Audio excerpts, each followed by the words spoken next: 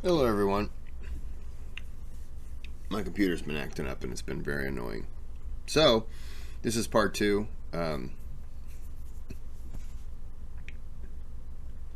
This was Mohamed, I believe, requested this. Different Mohamed, I believe. I did the first video like a week ago, so I'm doing this one now. Alright, I got a lot of things going on, so let's just get into the video. 1914, the shaping of the modern Muslim world. From Germany to Turkey. What does that show you? Strong bonds between the two. Just one example of this. Also, the Kaiser had visited the Istanbul many times, and the Khalifa has also visited Germany. And there are, to this day, if you go to Istanbul, you will find monuments built for the various Kaisers that have come. Monuments that show, oh, the Kaiser landed here, he was awarded this over here. So Germany and the Ottomans already have a strong relationship before World War I. And in fact, the field of Orientalism, which is the academic study of Islam, Orientalism is what you used to call non-Muslims who study Islam. Orientalism was strongest in Germany, and it began in Germany. I myself, when I was studying at Yale, the books you have to read when you start studying Orientalism are German books. That's why I had to learn German for reading. You have to study German. You cannot be a scholar of Islam in the Western sciences except by learning to read German. And the classics that were written in the 1890s to 1930s in Germany, in the German language. To this day, these are the classics. So Germany has the greatest relationship with Turkey at the time, and even though in 1914 the Sultan said he's going to remain neutral, circumstances changed, and it is said that the inner court, the Young Turks, maneuvered the Sultan, and the Grand Vizier, the Pasha, the Grand Vizier, his name was Said Pasha, is the title, Said Pasha, along with the Minister of War, and the Minister of War is probably the guiltiest culprit here, his name is Enver Pasha. So Said Pasha and Enver Pasha, they entered into a secret agreement with the Germans without the permission of the Sultan, without the permission of Sultan Mehmed V, and they... There's a lot of backstabbing that goes... I mean, I consider that backstabbing when you go around the back to do things like that. And it's not your place to do it. Now, they could have asked and he could have said, yep, go, that's fine. But to do that behind your back, now you're putting your country allies with someone else, and the leader doesn't know? Okay. Formed what is called now an Ottoman-German alliance in August of 1914. Around 6 months before the war, after the war began. So the movers and shakers formed a treaty with the Kaiser, and eventually the Sultan had no choice but to publicly support this alliance. So in 1914, November, the Sultan Mehmed V, for the very last time in our history, issued a call for jihad. Literally, because the Khalifa has the right to call for jihad, as you know in Islamic law. The only person who has the right to call for offensive jihad is the Khalifa. So for the very last time, up until our times, in our history, in November 1914, Sultan Mehmed V proclaimed jihad against the Allied forces. And the Allied forces are, of course, England and Italy and France and Russia and America. So this is a public commitment, and therefore once the Ottomans have been dragged in, now the Allied forces can attack the Ottomans, fair square. When you've declared jihad against us, obviously they're going to attack back. And the Ottomans, it was only a matter of time before the Ottomans would be invaded, and that is exactly what happened. A few months later, in April 1915, Britain and France launched a joint attack against the Ottomans with the express aim of conquering Istanbul. So for the first time, Western powers are attacking Ottoman lands, and this became known as the Gallipoli campaign. The Gallipoli campaign, and it was a brutal onslaught. And we have just a quick map over here. You can see it in front of you. If you look at the map in the middle, if you look at the map in the corner, you see Istanbul up there, right? And you see the Sea of Marmara as well. So they attacked in the Dardanelles Straits, which is lower left corner of the map. You see that? I don't have, unfortunately, a clicker. I should have brought a... I'm guessing right back here, because it was a long word, Dardanelle. Okay, just So we're all on the same page. Pointer. Oh, the mouse can be seen? Nope, it can't be. Oh, here, okay. So here is Istanbul, as you see, right? Now, Istanbul, of course, there's the Black Sea, and the Black Sea is connected, obviously, to the Russian Empire. So this is a direct passage to Russia, and they have to go through the Straits of Istanbul, through the Sea of Marmara, down the Dardanelles. This is called the Dardanelles, and this is a larger map of this small area. So I gave the thumbs up because I was excited because I got it right. Because then I was looking up here going, ooh, that could be the same word, just it's smaller print. Yep, nailed it. I know what I'm talking about. When you give me a map and there's names on the map, I totally can read, so I'm good. I know what I'm doing. The Allied forces wanted to attack what is basically this land over here so that they could control sea access to Russia. Because if you control, this is called the Dardanelles Straits, if you control the Dardanelles Straits, you control the navy of Russia. Is that clear? Right? If you control this small point of land here, this is Gallipoli. This is Gallipoli, and there's a famous movie in the 80s by, I forgot, the very famous actor, very famous Hollywood actor. It's called Gallipoli. 1981, I think, is a very famous Hollywood movie, and it talks about basically this invasion from their perspective. So they thought by control, and they were correct in this, by controlling these straits, they're basically going to control the Russian Navy. So they attack full scale Australia, New Zealand, England. They all attack the Strait of Dardanelles. Here we go again. And this attack proved to be a disaster for the Allied forces. They lost over 150,000 men. Now, it wasn't easy for the Ottomans. The Ottomans won. It was a resounding victory for the Muslims. And the Ottomans themselves, they lost probably close to 150,000 people as well. It was an 8-month battle, but the end result was victory for the Ottomans, and the Allied forces could not take Gallipoli. To this day, the Turks take great pride in the success of repelling the British and French forces. So, is he saying that there... I already forgot the numbers now. 100 plus thousand and 100 plus thousand over 8 months? So, I'll say 300,000 people died in an 8-month span just in that region. World War I was no joke. Wow.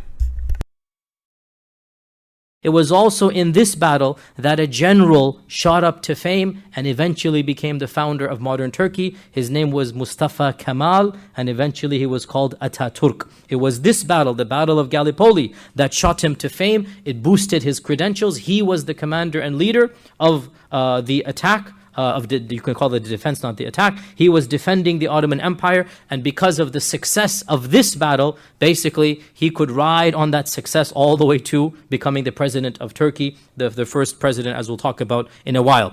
Now, sadly, even though the Muslims did win the Battle of Gallipoli, that would basically be their only victory. That's the only victory that the Muslims had really in World War I. Elsewhere, the Allied forces prevailed. In 1915, the British invaded Iraq, and by March 1917, the Brits marched into the once grandiose capital of the Abbasids, Baghdad. Here we have a picture of the British troops entering Baghdad in March of 1917, and they took down the Ottoman flag and they raised in its place the British flag.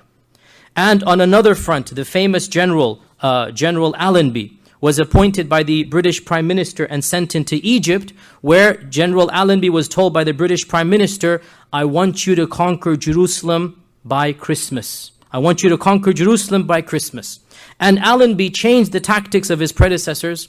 He radically altered troop morale for the better. He devised a number of tactics to help him in his quote-unquote crusade. And the most famous tactic of Allenby was a young, bright man by the name of T.E. Lawrence, also called Lawrence of Arabia. Lawrence of Arabia, he has a whole long story. We don't have time to get into all of that. But if you watch the movie of Lawrence of Arabia, which is a romanticized... I have not seen it, but I know about it. Version of the events. My mom loved it. Lawrence of Arabia is basically, he's a you can call him a type of spy or a type of provocateur of the British. The British gave him £200,000 a month. Damn. In our times, that would be a fortune. Imagine in 1914. To do what? That's got to be £202,000 a month in today's money. I'm joking. I don't know the difference. Inflation. I think to use that money to persuade the Arabs to break away from the Ottomans and to fight the Ottomans. So it is as if they're being paid to cause a civil war. So the Arabs are now promised as well that you should fight against the Ottomans. And we'll get back to this point in a while. General Allenby launched a series of successful campaigns. Egypt was already pretty much under British control by the time. Before World War I, Egypt was already very much pro-British. So from Egypt, he launches into Gaza, into Jaffa, and there he fought the German and the Ottoman forces. Eventually, he reaches the holy city of Jerusalem, Baytul Maqdis, on the 9th of December 1917, giving the British Prime Minister his Christmas gift that he wanted, because he said, I went to Jerusalem before Christmas. And we have some video footage, if that can be shown, if you can put that on. In retreat, and General Allenby is in hot pursuit. He wants to destroy as much of the enemy as he can while he has the upper hand. He knows there is plenty of fight left in the Turks. They may be retreating, but they are not giving up.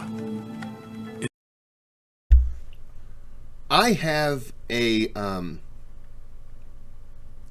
video. That was Blood and Oil he was looking through. I have this documentary video. It's really long. It's called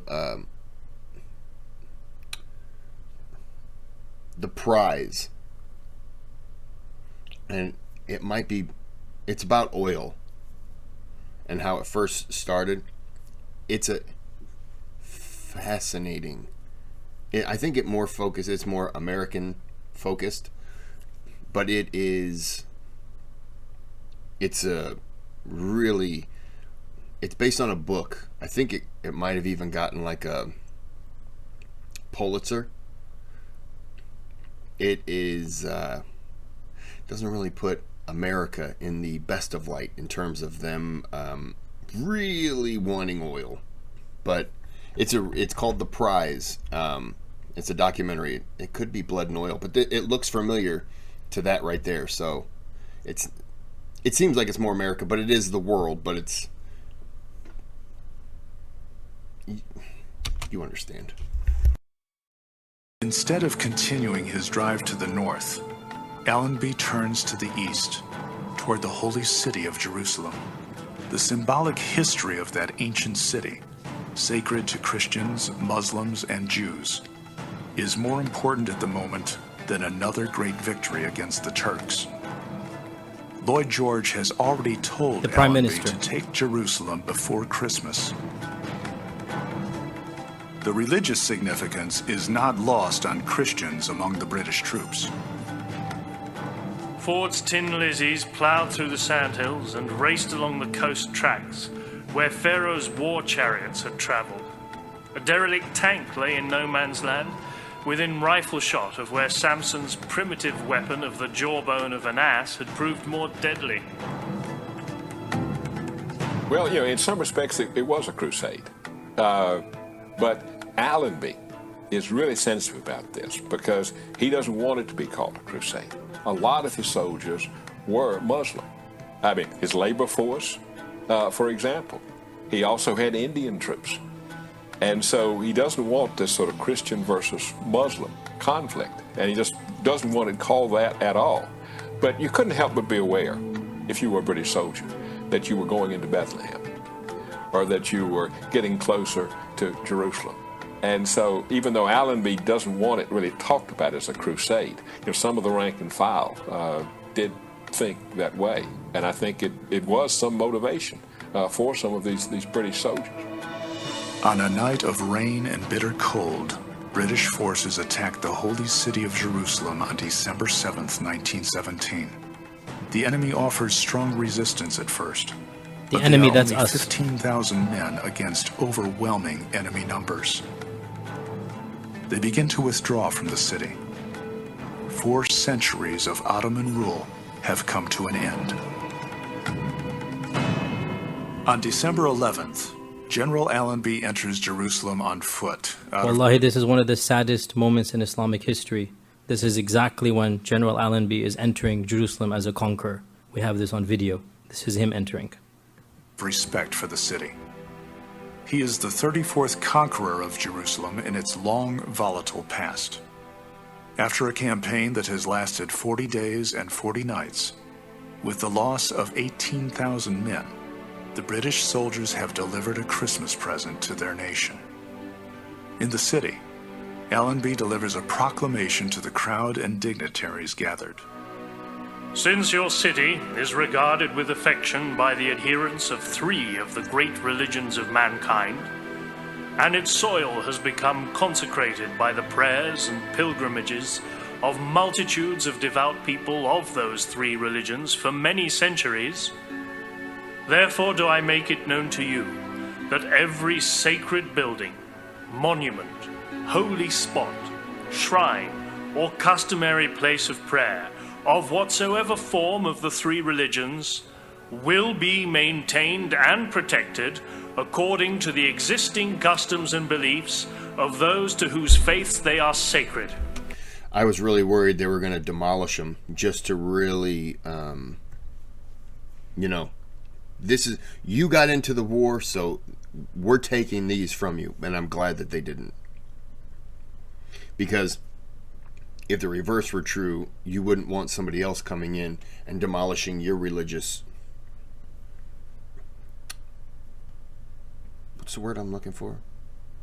Not your religious beliefs, but like demolishing your signs, like, your cathedrals, your church, your whatever. Maybe even executing ministers and priests, or you wouldn't want that. So I think it's very respectful that it doesn't happen. And of course, who was it? It was when, and I always butcher the name, Khalid, when he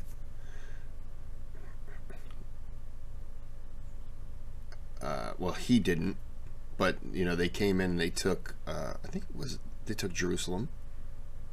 Was it Jerusalem? I'm trying to remember now the Islamic wow,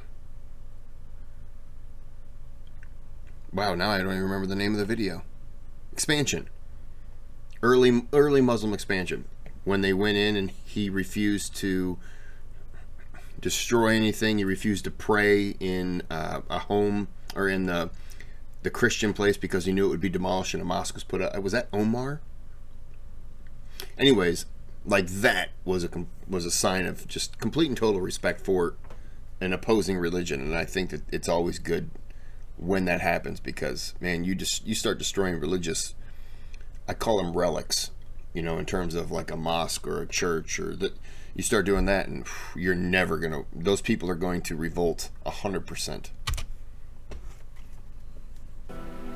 The Turks lose 25,000 men in the struggle that began October 31st. They are down but not out, and still hold a strong defensive line from the Mediterranean to the Dead Sea. It goes on, but we need to get back to our side. So, where do we get... where do we do it from current slide here? Okay. So we mentioned then that... We mentioned then that in March 1917, the British captured what? March 1917? Baghdad. Iraq and Baghdad. By December 1917, they're in Jerusalem. And by October 1918, they conquer Damascus. By October 1918, they enter Syria and they conquer the capital of the once Umayyad Empire. It was only a matter of time now before the rest of the Muslim lands fall. And on November 13th, 1918, they invade Istanbul. French and British forces invade Istanbul, and Istanbul falls to the Allies.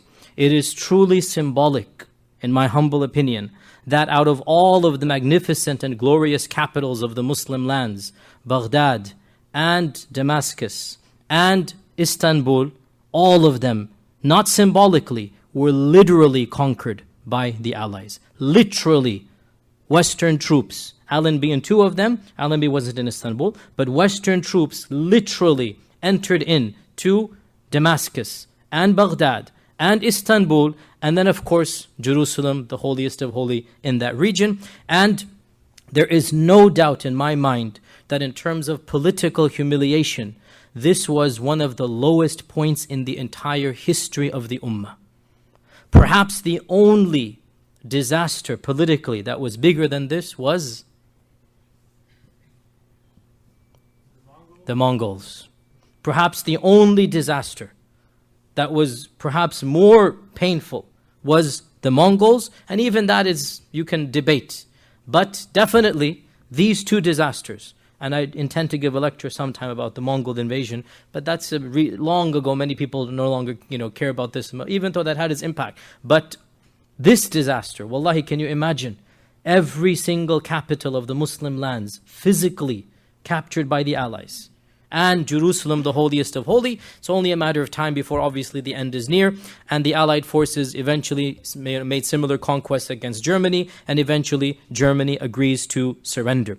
But before we get to the end and the surrendering, we need to discuss some of the tactics that the British did and some of the promises and treaties that they engaged in during this war to show us the reality of what post-World War I will happen. And there are three primary promises that we're interested in. There are three primary correspondences and promises that we're interested in. Number one.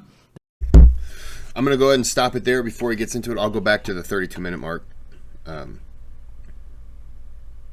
Nope. We'll call it there. I don't want to get into the numbers because I'm stopping about every 16 minutes. Some people don't like that. I understand. One of my videos that I did, it was one of the Dr. Yasir videos. It was a 15-minute speech, and I think I turned it into a 26-minute video. And when I clicked on it, the average view time was 8 minutes. So to people who ask, that's why I break things down, because I could do this entire video. I may only get 20 minutes of average view time, and that feels like then it's just a waste of the extra time. So if I chop them down, then I get eyes on them that'll watch a little bit longer. That's why I break them down. That, and I don't have the time because I'm working, so I don't have the time to be able to knock out a 2-hour video with my commentary and call that one video. That's a lot of time. So that would be one video, and then maybe the next video might be 60 minutes. I have to pick and choose my battles in terms of the time that I have when I'm working, doing 50 to 60 hours, and still giving myself a day to just not do anything, just to be able to. So I gotta know when. I gotta work in the time that I have and still be able to give myself some free time. Otherwise, I would not want to continue doing this because it would just be draining if I don't have free time. I think everyone understands that you just need a break here and there. So I get my breaks when I can. So we'll end this here. This was a donator request, as I said. You can also donate to the channel. There's a thanks button. Click it, donate, throw in a request. It goes to the top of the list. You don't have to donate. You can still request. It just takes longer. I apologize. If you're not subscribed, please do. If you watch the videos, it's free. Doesn't waste any time. Hit the subscribe button and just watch the videos that you want. Trust me, a lot of people do, and that's fine. To anyone, I was a little shocked. I did a video, 10 best generals, and I thought I'd get a little more views because number 5 I didn't expect to be on the list. I wonder who that could be. It was very interesting. And then give a thumbs up. That also helps. There you go. If you want to give a thumbs down, you can. YouTube's opening up a surgery ward where you can go in and have surgery done. And I'm the doctor. And I love to just remove thumbs. I put all these like pins in your hand so you can never do this. Your hand is in this permanent state of doing this all the time. I got pins in there so you just walk around, thumbs up, that's all it is. And you can't twist anymore, you can't rotate. Otherwise there's mini bombs in there, and when you do this they blow off, and then you just have elbows. So, and it's a free surgery. So if you don't want that, then don't do it. And until next time, have a good day, have a good night.